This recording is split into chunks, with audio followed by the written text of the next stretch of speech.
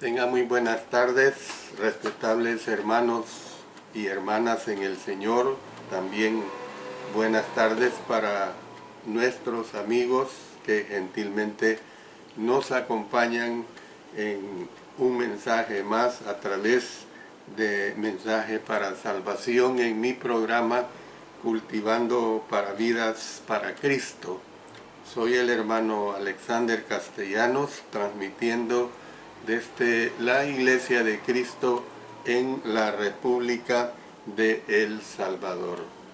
Antes de comenzar, como siempre, pido que ustedes me acompañen en la oración para que Dios me dirija a través del Espíritu Santo. Oremos. Padre Celestial, te doy gracias porque tú me permites presentar este poderoso mensaje, el mensaje que edifica a la hermandad, el mensaje que orienta a quienes te andan buscando para obedecerte. Como siempre, te suplico que sea lo más claro posible, que sea un mensaje con palabras entendibles. Gracias, Padre Eterno, en el poderoso nombre de nuestro Señor Jesucristo. Amén. Amén. Estamos estudiando la bella carta del apóstol Pablo a los hermanos en Filipos.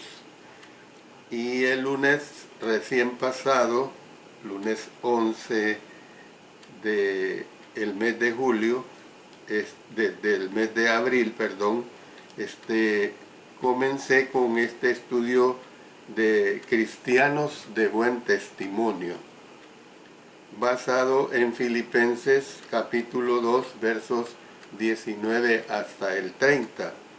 Y mencioné que el texto base que estamos ocupando es: recibid pues a Epafrodito en el Señor con todo gozo y tened en estima a los que son como él. Estamos hablando de dos cristianos de buen testimonio que son carta de referencia para el apóstol Pablo. Es el caso del joven Timoteo y el caso de Epafrodito. Y comenzamos a hablar acerca de Epafrodito. Lo último que expresaba fue lo siguiente: ¿qué fue lo que hizo Epafrodito en concreto? No hallamos indicio de que Epafrodito fuera un predicador o un maestro. Antes era ministro, o sea, siervo de las necesidades del apóstol Pablo. De cuáles hayan sido estas necesidades, el apóstol pudo haber sido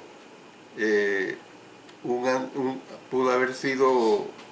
anciano, es decir, me refiero al apóstol Pablo, porque él habla que ya está en su vejez, y él pudo haber sido un anciano ya de movimientos restringidos por cadenas y por un guardia a su lado. En Filemón verso 9 dice: más bien te ruego por amor, siendo como soy, Pablo ya anciano y ahora además prisionero de Jesucristo. Y lo último que decía en Efesios 6:20: por el cual soy embajador en cadenas, que con denuedo hable de él como debo hablar. Voy a mencionar varios aspectos en los cuales el apóstol Pablo pudo haber tenido necesidad. Primero, alguien tenía que comprar y preparar sus alimentos. Recordemos que estaba en la cárcel. Segundo, alguien tenía que cerciorarse de que tuviera algo con que vestirse. Tercero, alguien tenía que mantener su habitación en orden. Cuarto, alguien tenía que cuidar de él cuando era presa de su aguijón en la carne, como nos lo dice 2 Corintios 12:7. El tal aguijón a lo mejor le obligaba a guardar cama. Suponiendo que el aguijón en la carne del apóstol Pablo era un mal corporal,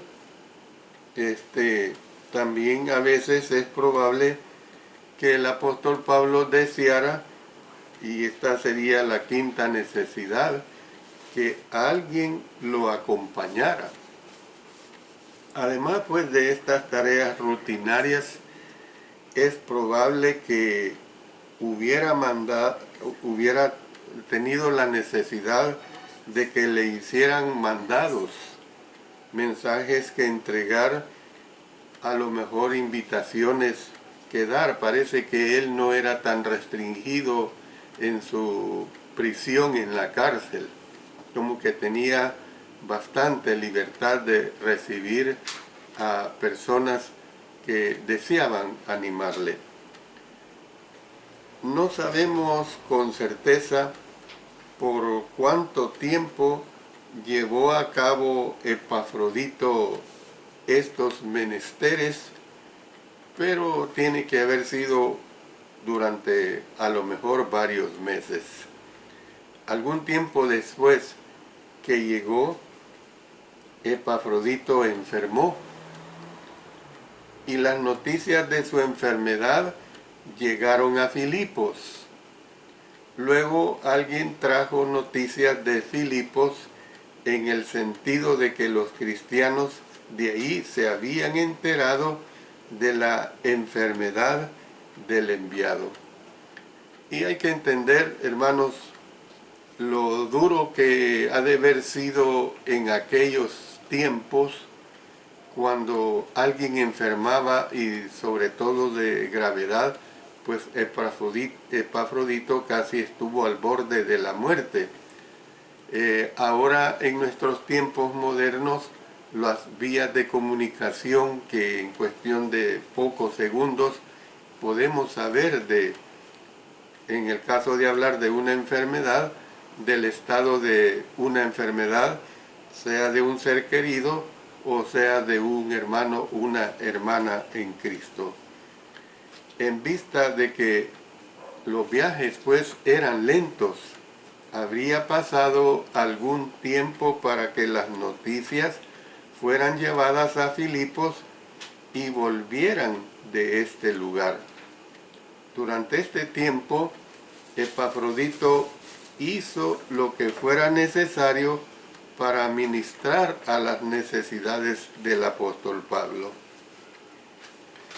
Puede que algunos consideren corrientes y poco importantes los deberes de Epafrodito, pero el apóstol Pablo dijo que él estaba haciendo la obra de Cristo. Ahí lo expresa en el verso 30 del capítulo 2. Note la evaluación que el apóstol Pablo hace de este hombre y de su ministerio. Dice: mi hermano y colaborador y compañero de milicia, verso 25. Así es como él le llamó, mi hermano y colaborador y compañero de milicia. Cualquier trabajo que se haga para el Señor es importante. Cualquier trabajo es muy importante. Usted puede pensar que predicar, enseñar, dirigir el culto son tareas importantes, y claro, son tareas muy importantes. Pero también lo son animar a un hermano o a una hermana, consolar a los que han perdido a un ser querido y llevar una comida a alguien que está enfermo. Por ejemplo, noten lo que se expresa en Mateo 10:42. Y cualquiera que dé a uno de estos pequeñitos un vaso de agua fría solamente, por cuanto es discípulo, de cierto os digo que no perderá su recompensa.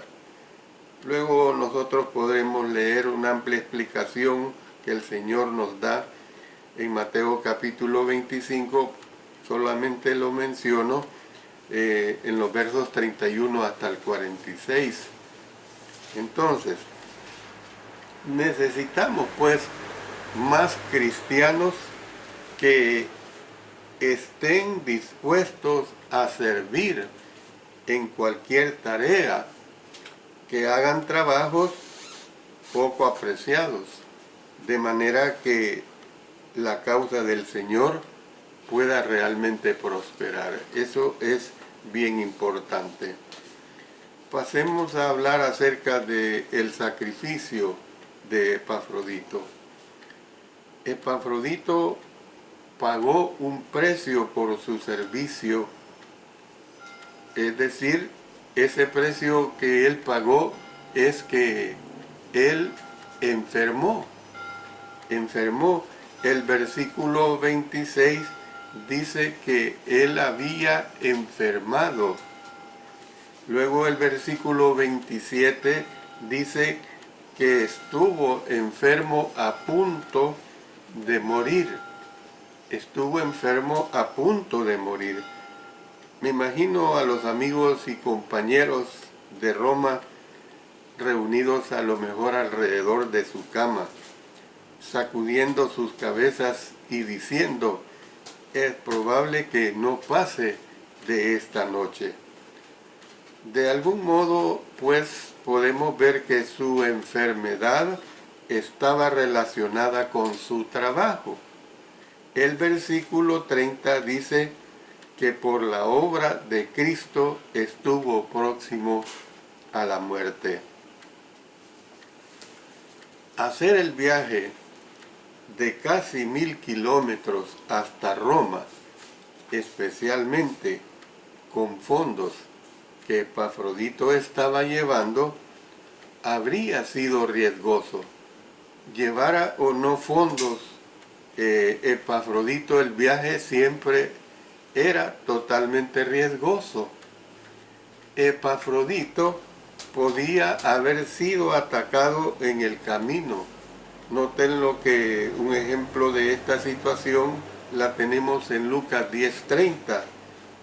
Muestra esto, que era algo común en aquella época y como lo ha sido en todos los tiempos, la situación con los malhechores, con los ladrones, con los asesinos. Dice que respondiendo Jesús dijo: un hombre descendía de Jerusalén a Jericó y cayó en manos de ladrones, los cuales le despojaron e hiriéndole se fueron, dejándole medio muerto. Si fue atacado Epafrodito, a lo mejor no lo sabemos, eso es bien claro.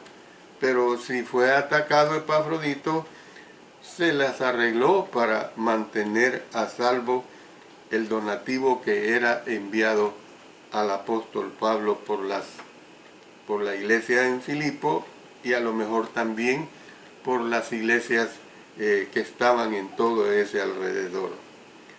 Podemos decir algunos aspectos que eran peligrosos en aquel tiempo. Viajar en aquellos tiempos también era riesgoso debido al predominio de las enfermedades. Puede que Epafrodito contrajera algún mal en ese viaje.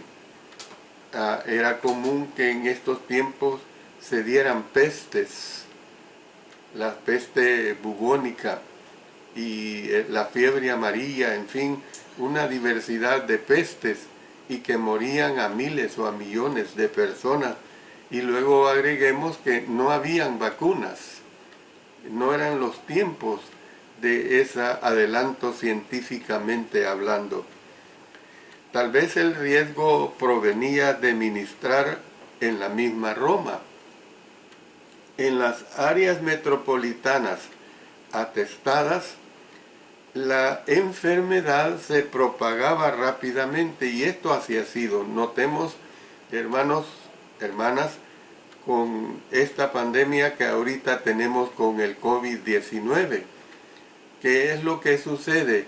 Entre mayores son las poblaciones y entre más hacinamiento hay de las poblaciones, pues el virus se ha propagado en una forma descomunal. Entonces, cuando estoy diciendo esto, tenemos que ver pues que era una situación de peligro.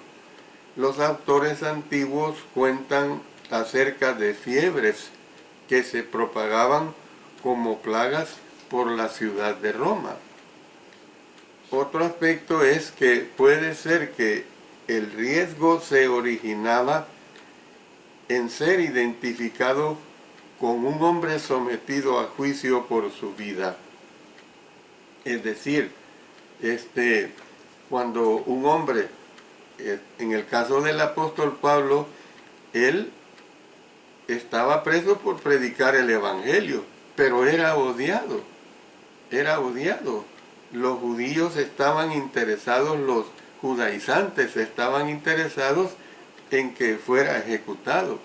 Entonces, acercarse a un hombre que por muchas cientos o miles de personas era un reo peligroso, no era nada agradable. El apóstol Pablo había sido acusado de traición. Hasta donde los romanos lo entendían, no había delito peor que este. Quien quiera que se propusiera ofrecerse como asistente personal de un hombre que esperaba juicio por una acusación capital, se estaba exponiendo a sí mismo al muy considerable riesgo de implicarse en la misma acusación. No era fácil, pues, el estar al servicio de un reo, como en la calidad del apóstol Pablo, en que él se encontraba en prisión. Luego podemos decir que cumplir algunas de las instrucciones del apóstol Pablo habría sido riesgoso. Por ejemplo, si el apóstol Pablo le pedía que ministrara a los enfermos, los miembros de la iglesia primitiva que cuidaban de los enfermos, poniendo en peligro sus vidas, en aquella época eran llamados parabolani. Repito, eran identificados como parabolani, una forma de la palabra que se traduce por exponiendo en este pasaje. Significa pues literalmente personas temerarias. Eso es lo que significa parabolani, exponiendo, o sea, literalmente personas temerarias. También podemos decir que tal vez se desbordó por las tareas. Si estamos en lo correcto al suponer que los colaboradores del apóstol Pablo, excepto Epafrodito, estaban fuera de la ciudad, puede ser que trató de hacer el trabajo a lo mejor de 3 hombres o de más hombres. Nosotros no sabemos qué fue exactamente lo que causó la enfermedad de Epafrodito. No habían los avances que hay ahora de exámenes médicos clínicos de laboratorio. No habían esos adelantos y tenemos que conformarnos con la información que nos da la palabra de Dios. Pero lo que sí sabemos es que arriesgó su vida por el Señor. El uso de la palabra exponiendo, traducida de una forma de la palabra griega paraboleumai, es interesante. El término que el apóstol Pablo usó combina la palabra para al lado de, o sea, la palabra para, con la palabra para arrojar, que es la palabra bayo. Entonces, se refiere pues a la exposición de uno mismo al peligro. Repito, se refiere a la exposición de uno mismo al peligro. Los autores señalan que la palabra se usaba como término para los juegos de apuestas. Esto no significa que la Biblia esté de acuerdo con las apuestas. El apostar, literalmente, esto es el apostar dinero con la esperanza de ganar dinero sin trabajar. Esto está en contra de varios pasajes y de varios principios bíblicos. Los vamos a leer. Por ejemplo, vamos a 2 Tesalonicenses 3:10.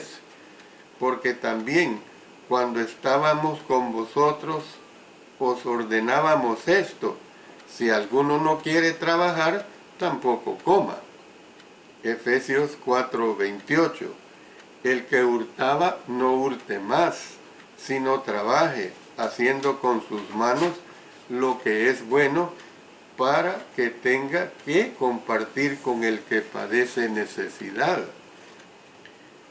Gálatas 6:7. No os engañéis, Dios no puede ser burlado, pues todo lo que el hombre segare, eso también segará.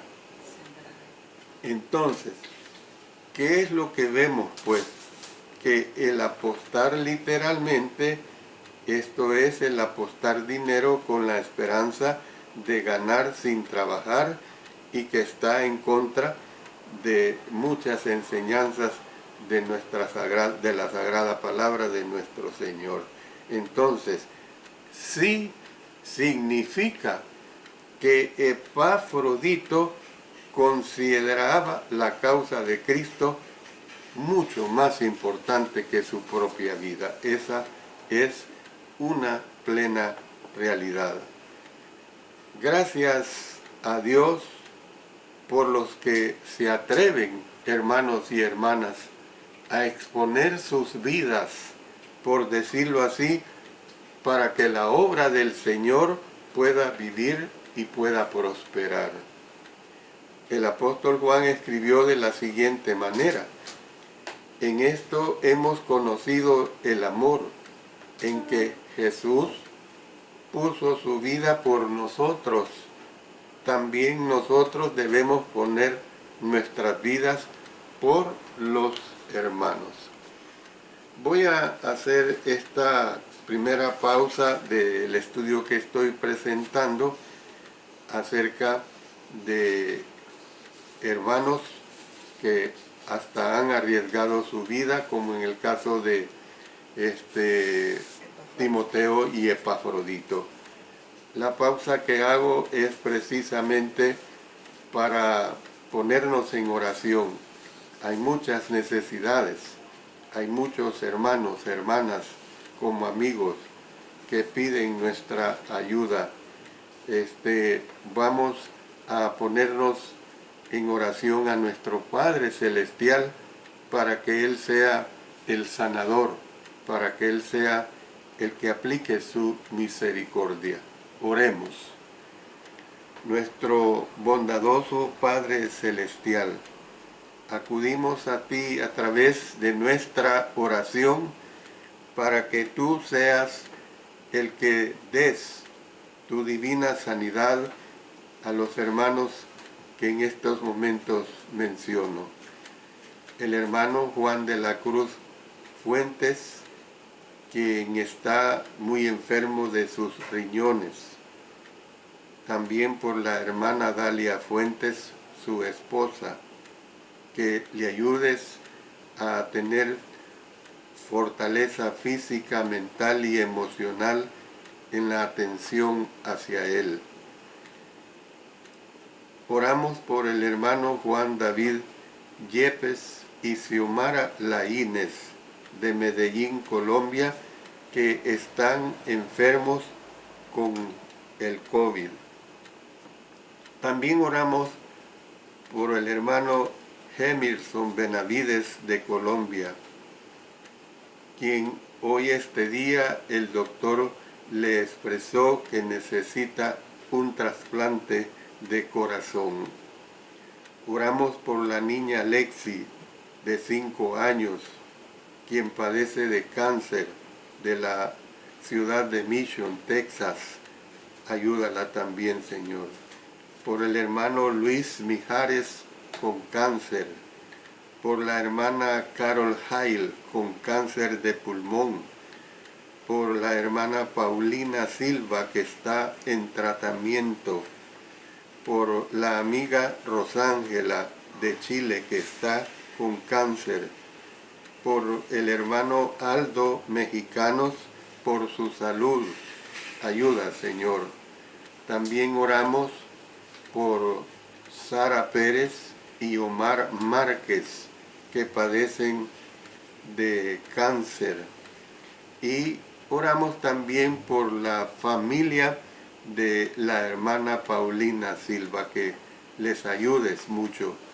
También oramos por la familia de nuestro hermano que hoy hemos sabido de Monterrey, que falleció y que precisamente necesitamos que fortalezcas a su familia. Ayúdale, Señor.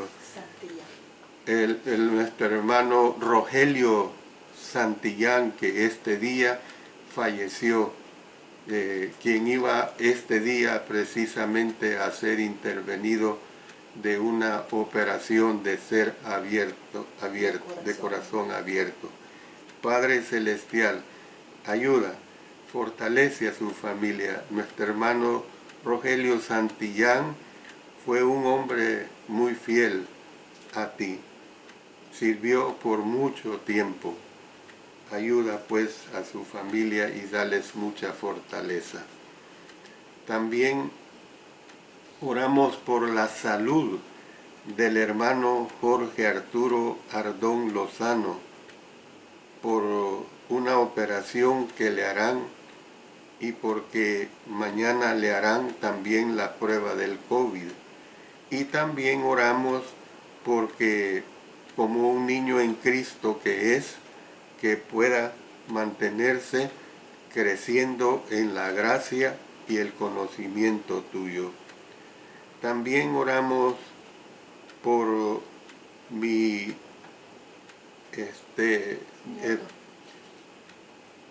oramos también por mi nieto Mario Alexander, por su seguimiento de su tratamiento de sus piecitos. Ayúdale, Señor, a que siga progresando así como lo ha progresado.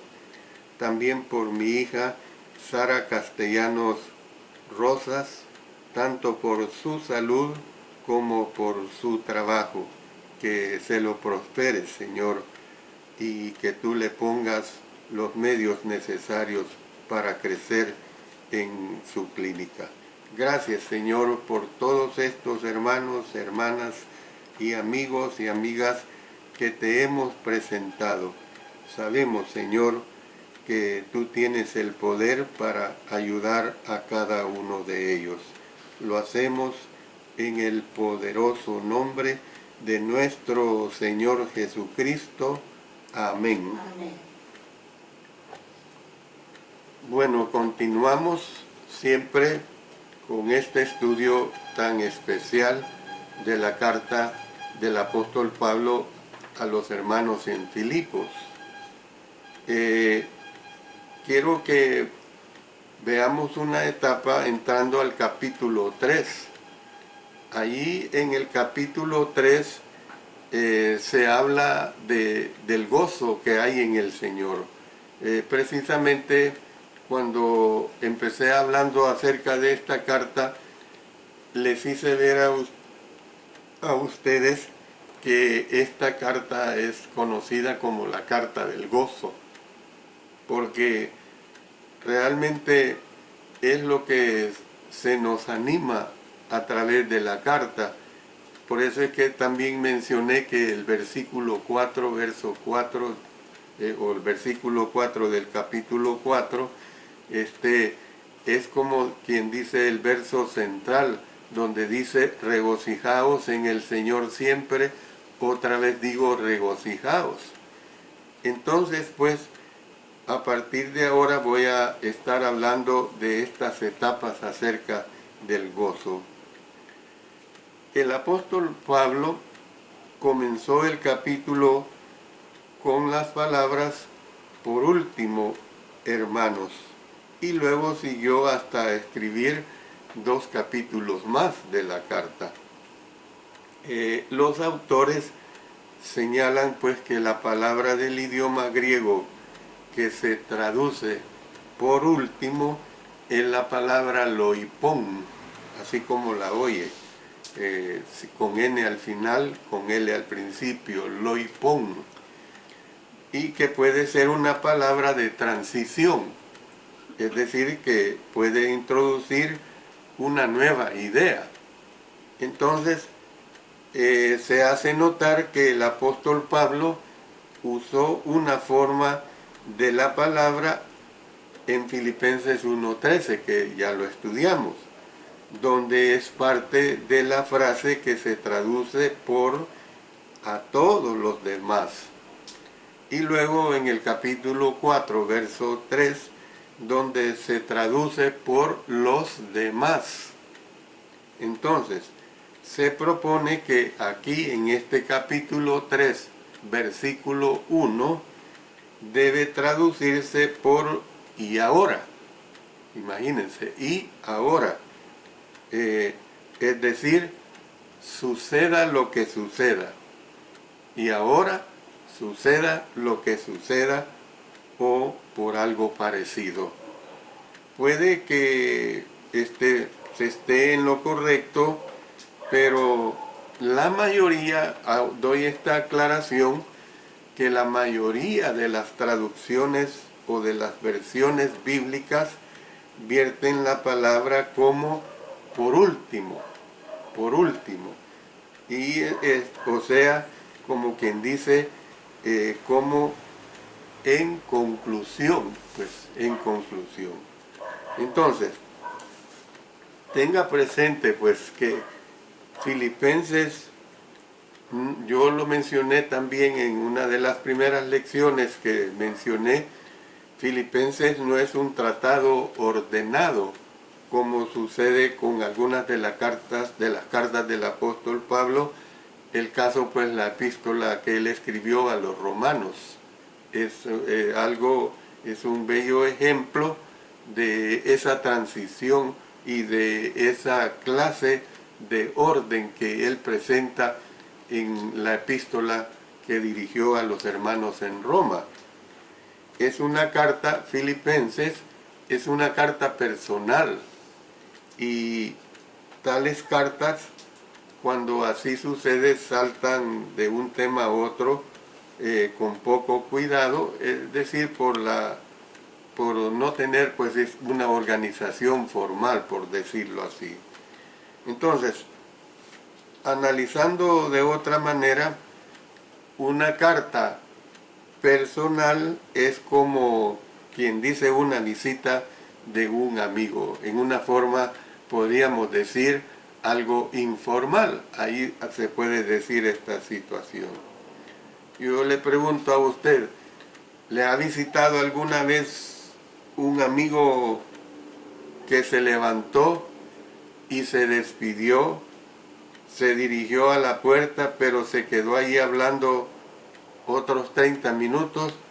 Yo creo que sí, porque parece que esta es una de las costumbres de las personas latinoamericanas, que una visita nos despedimos 4, 5, 6 veces, y parece que también ahora que está en boga el teléfono celular, tenemos esta costumbre de despedirnos muchas veces. Y esto es lo que se ve aquí en esta situación. Como sea que se interpreten pues las palabras, por último, hermanos, eso es lo que aquí se está presentando, por último, hermanos, lo cierto es que el apóstol Pablo los usó para recalcar que lo que seguía era vitalmente muy importante. Cuando él dice, por lo demás, hermanos, y miren lo que dice a continuación, por lo demás, hermanos, gozaos en el Señor. O sea, le está dando este énfasis muy especial. Pero también lo podemos ver en una manera, hermanos, de recordatorio. El gozarse es un tema que se repite en la carta. Y qué bueno que este tema del gozo se repite en la carta. Anteriormente, el apóstol Pablo había hablado de regocijarse. Ya lo hemos visto en los versos 18 del capítulo 1, los versos 17 y 18 del capítulo 2, el verso 28 también. En este versículo, él insta nuevamente a sus lectores a gozarse. La palabra gozarse se encuentra en tiempo presente e insinúa gozo continuo. Eso es lo que tenemos que entender. El hecho de gozarse se usa en tiempo presente y nos está insinuando en un gozo continuo. Esta es la realidad. Aquí en este versículo 1 del capítulo 3, el apóstol Pablo hizo esta significativa adición. Por eso dice, gozaos, ¿pero en qué? En el Señor. Eso es lo que él está presentando. Tal vez lo que el apóstol Pablo estaba tratando de decir era que cualquiera que fuera la tragedia que sobreviniera, cualquiera que fuera esa situación, cualquiera que fuera la tragedia que sobreviniera a ellos, los filipenses dice que estaban en el Señor y que por lo tanto siempre tenían motivo para gozarse. Entonces, lo que el apóstol Pablo, pues en otras palabras, quiso dar a entender fue: buscad vuestro gozo en Él. Buscad vuestro gozo en Él. Cual sea su situación, es lo que podemos nosotros entender y comprender y ayudarnos. Cual sea su situación, usted tiene motivos para gozarse si usted está en Cristo. Esa es la realidad. Puede que pierda a lo mejor sus posesiones o su dinero, pero si usted está en Cristo, usted tiene que gozarse. Pueda que a lo mejor tenga serios problemas en su matrimonio, o pueda que a lo mejor sus hijos le decepcionen, pero a pesar de todo, el gozo no debe de dejarlo usted presente en su vida como hijo de Dios. A lo mejor pueda que su salud le falle, o que empiece a titubear en su manera de andar, en sus facultades motoras. Y esto es bien normal que nos suceda, sobre todo cuando ya los años van avanzando en nuestra vida. ¿Qué es lo que tenemos que asumir? Usted todavía está en el Señor. Así que el apóstol Pablo dice, usted tiene que gozarse en el Señor. Bueno, uno no siempre se puede gozar, por ejemplo, cuando las personas están trabajando y es el día de pago, ni cuando hace buen tiempo. Pero los cristianos se pueden regocijar en el Señor cuando siempre. Esa es la realidad. Entonces, la relación con Cristo es la gran certeza en la vida del cristiano.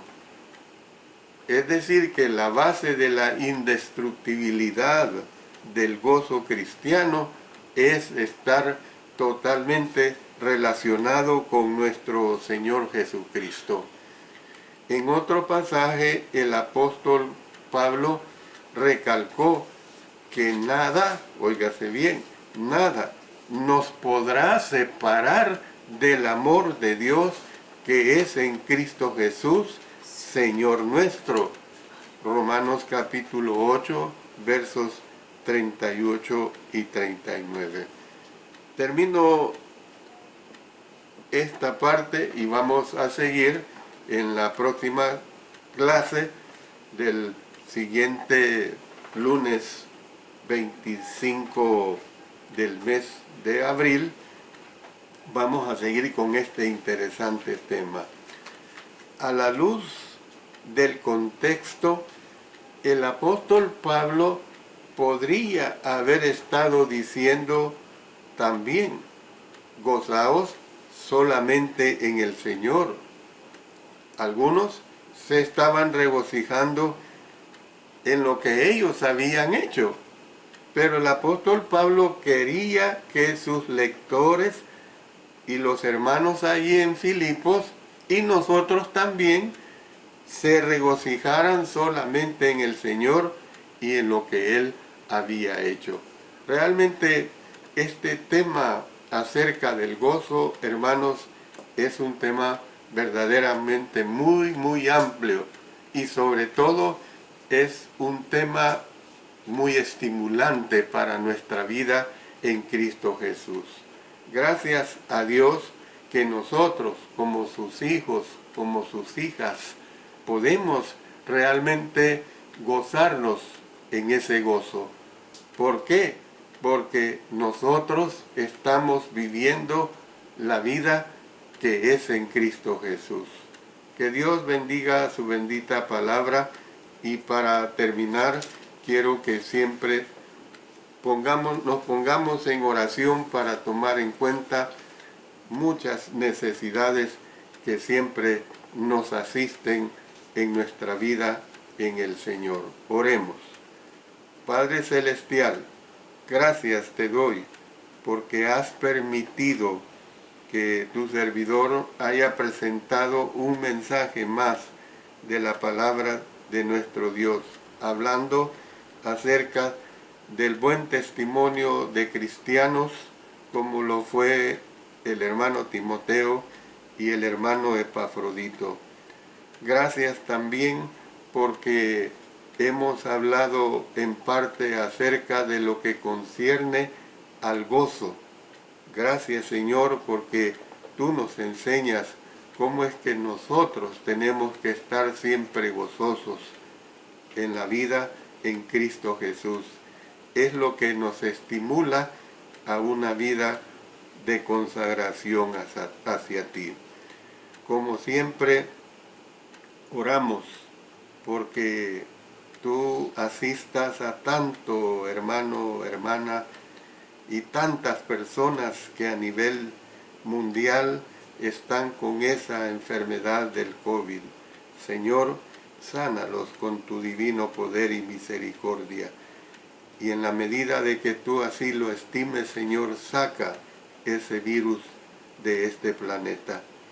Oramos, Señor, por el cuerpo médico aquí en nuestro país, como en todos los países del mundo.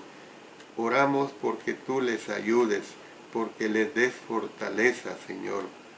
También porque esas vacunas que se están haciendo y aplicando sean verdaderamente de una gran ayuda para detener ese virus.